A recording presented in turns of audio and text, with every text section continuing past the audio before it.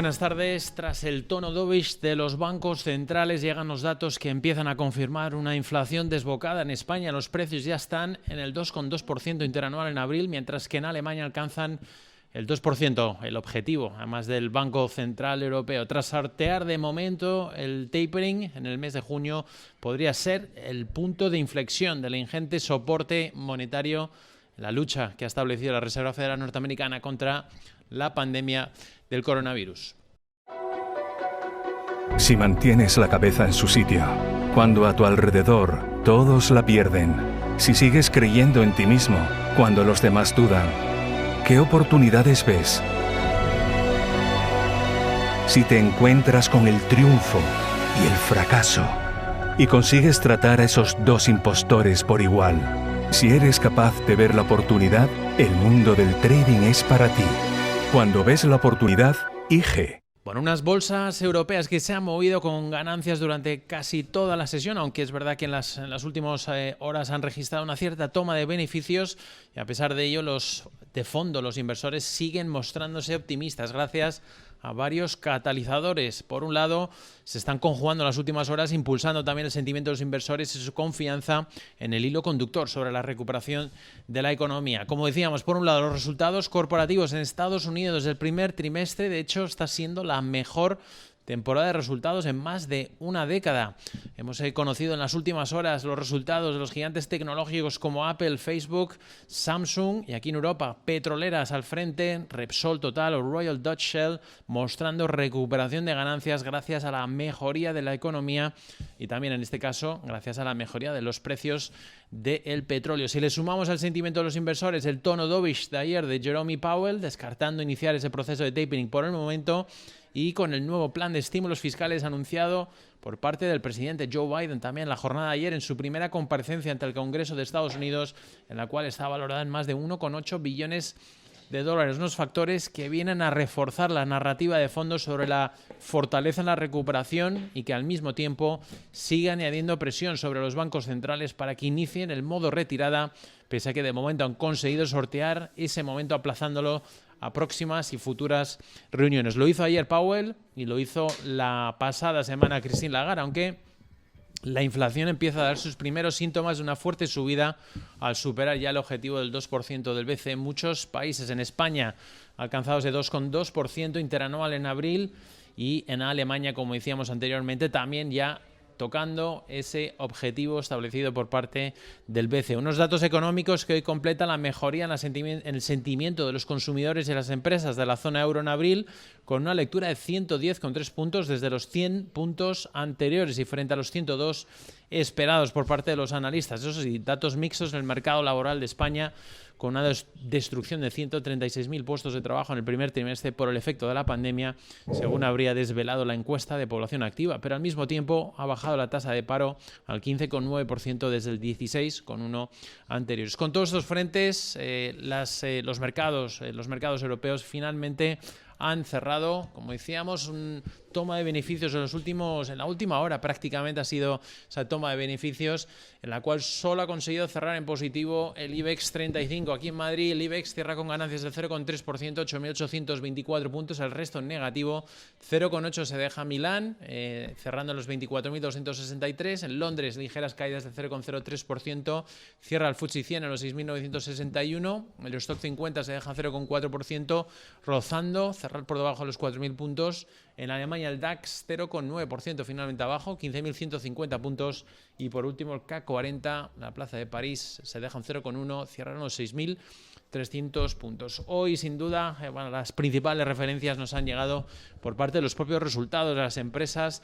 Aquí en Europa han tenido bastantes protagonismo varias empresas. Comenzamos por el sector petrolero. Los títulos hoy de Royal Dutch Shell han cotizado con alzas tras informar que mejoran su dividendo un 4%. También la petrolera francesa Total, que regresa los beneficios de la petrolera a niveles prepandemia.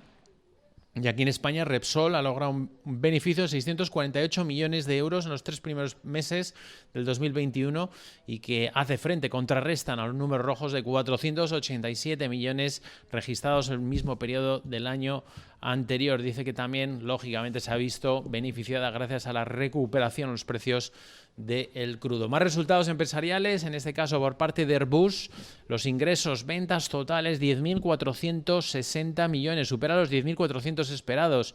Dice también que confirma sus previsiones de cara al año en curso 2021. Entidades bancarias Standard Chartered en el Reino Unido informando de un beneficio antes de impuestos en los 1.400 millones, por encima de los 1.000 millones esperados. Su ratio CET1 se sitúa en el 14%, ligeramente por debajo del 14,2 esperados. También hemos conocido los resultados por parte de la compañía, el gigante químico BASF. Resultados, ingresos, ventas totales, 19.400, muy por encima de los 17.360 esperados. El EBIT ajustado, 2.320 millones, también superando los 2.270 millones. Además, ha mejorado sus previsiones de cara al año 2021. La aerolínea alemana Lufthansa, ingresos de la aerolínea 2.560 millones, se sitúa por encima de los 2.490 esperados. El EBIT ajustado, supuesto una pérdida de 1.140 millones de euros, cuando la pérdida esperada era mayor de 1.238 millones. Dice que sitúa su capacidad de vuelo de pasajeros, lo sitúa un 40%, un nivel previo a los niveles previos a la crisis de la pandemia, el coronavirus. También Nokia se ha disparado hoy más de un 10% en su cotización en Finlandia, en la bolsa de Helsinki, tras informar que se atribuye un beneficio neto de 261 millones de euros frente a los 117 millones de pérdidas registradas en el año anterior. En Holanda, en este caso, Unilever, las cuentas han sido impulsadas gracias al crecimiento en China. El aumento de la cocina en el hogar debido a la propia pandemia también ha beneficiado a Unilever y ha informado de un programa de recompra de acciones valorado en 3.000 millones de euros. Aquí en España, el gestor aeroportuario AENA ha arrojado pérdidas de 241 millones de euros hasta marzo por el desplome del tráfico aéreo de más de un 80%. Dice que también ha registrado la llegada de 8,5 millones de pasajeros entre enero y marzo, supone un 80,5% menos, lo que ha provocado esa disminución del 50% de sus ingresos hasta situarlo en los 353 millones. También hoy protagonista ha sido la cadena de supermercados Día, que ha confirmado los detalles de su ampliación de capital por valor de 1.028 millones de euros y que va a llevar a cabo a través de una capitalización de 769 millones de deuda de su principal accionista y con un tramo de 259 millones de nuevas acciones dirigidos a pequeños accionistas. Los títulos hoy se han desplomado, han llegado a caer más de un 15% durante gran parte de la jornada. También hoy se ha inaugurado en los mercados españoles la cotización, la salida a bolsa de Línea Directa Aseguradora, es la filial de Bankinter, que el banco ha segregado y repartido entre sus accionistas. Los títulos además han cotizado con fuertes subidas en los primeros cambios, han llegado a situarse por encima del 30% de ganancias. También más noticias en el frente corporativo, como ven, una jornada sin duda repleta de referencias macroeconómicas. Hoy Iberdrola, la eléctrica española, se ha llegado a un acuerdo estratégico de colaboración junto a Renault para poner en marcha proyectos enfocados a reducir las emisiones de CO2 en el consumo energético del grupo de automoción en España y también en Portugal. Y también noticias positivas, en este caso, que nos llegan al lado científico. A la cabeza está siendo, sin duda, los avances que ha permitido también la cotización hoy de PharmaMar, tras recibir la autorización de la Agencia Española de Medicamentos para proseguir con el inicio del ensayo clínico de fase 3 de su tratamiento para pacientes con infección moderada de COVID-19. También hemos visto hoy alzas en la cotización de Mediaset, el grupo audiovisual.